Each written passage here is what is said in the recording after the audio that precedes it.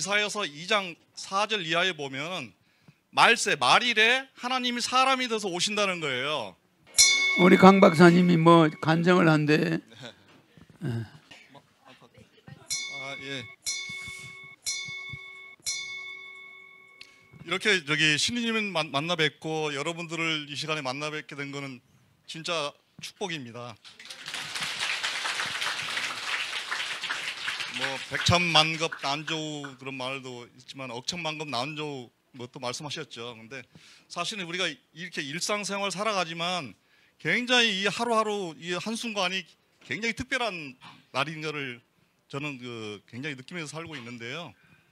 제가 이제 한 40년 이상을 기독교 생활을 좀 했어요. 그래서 성경을 뭐 누구보다도 제가 뭐 많이 보고 그동안에 했었는데 이제 우리 신이님을 만나 뵙고 나서 너무 감동이 돼가지고 그 성경 내용이 제 머릿속을 그냥 계속 아주 충격을 주는 거예요. 그래서 제가 이제 그동안에 목사님이나 뭐 기독교 관계되신 분들한테 얘기를 했는데 그걸 또 이해하는 분들이 좀 있고 그런데 대부분 좀 뭐 굉장히 몰라요. 그래서 제가 이 시간을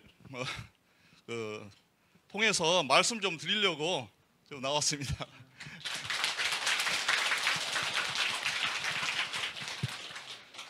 이사야서를 보면 선지서가 17권이 있는데요. 그중에 첫 번째가 이제 이사야서가 있어요. 근데 이사야서 2장 4절 이하에 보면 말세 말일에 하나님이 사람이 돼서 오신다는 거예요.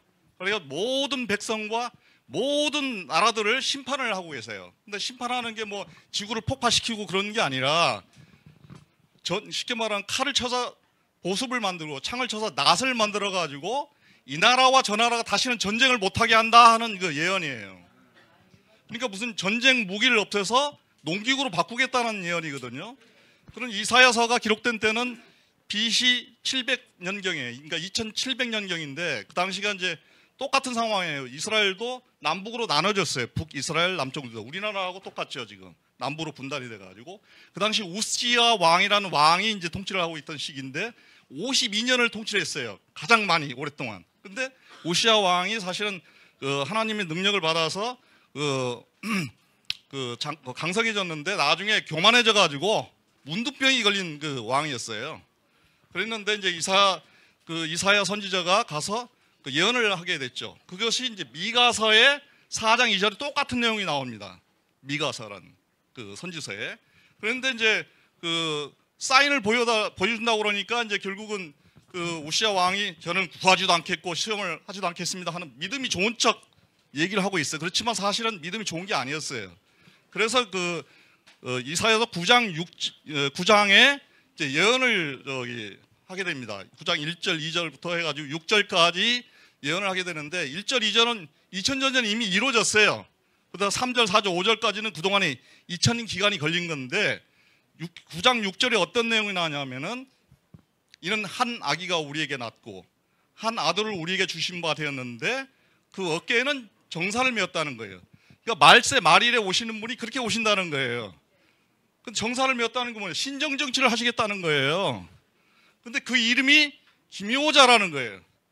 기묘자. 묘하다는 거예요. 알 수가 없다는 거예요. 잘.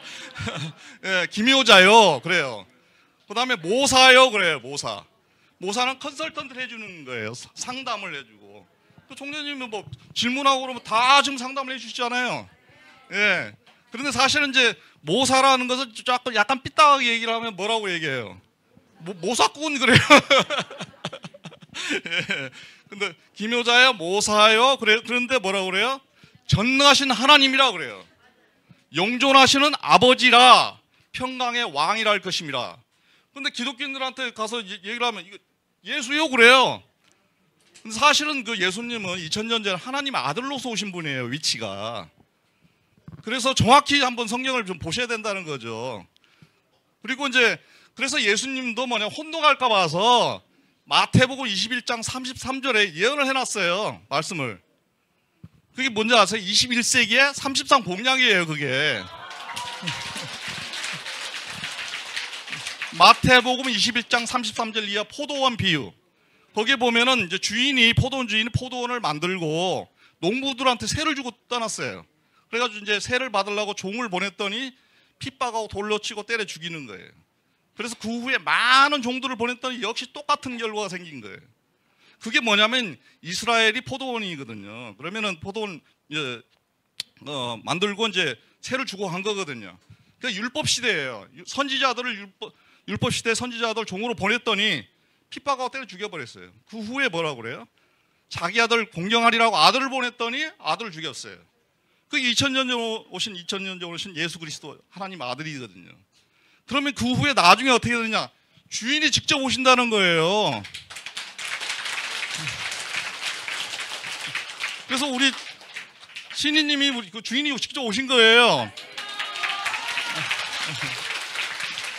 그래서 마지막 말미에 예수께서 뭐라고 그러냐면 건축자의 버린 돌이 모퉁이의 머릿돌이 됐다. 그걸로 딱 끝내요.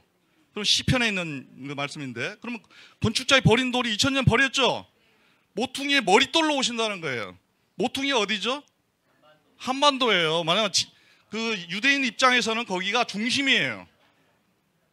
거기 중심인데 온파로스라고 그래요. 중심. 그래서 지중해라고 그래요. 땅 가운데 바다다 그래요. 그럼 그쪽에서 봤을 때 우리는 모퉁이에요. 북동 아시아 한반도.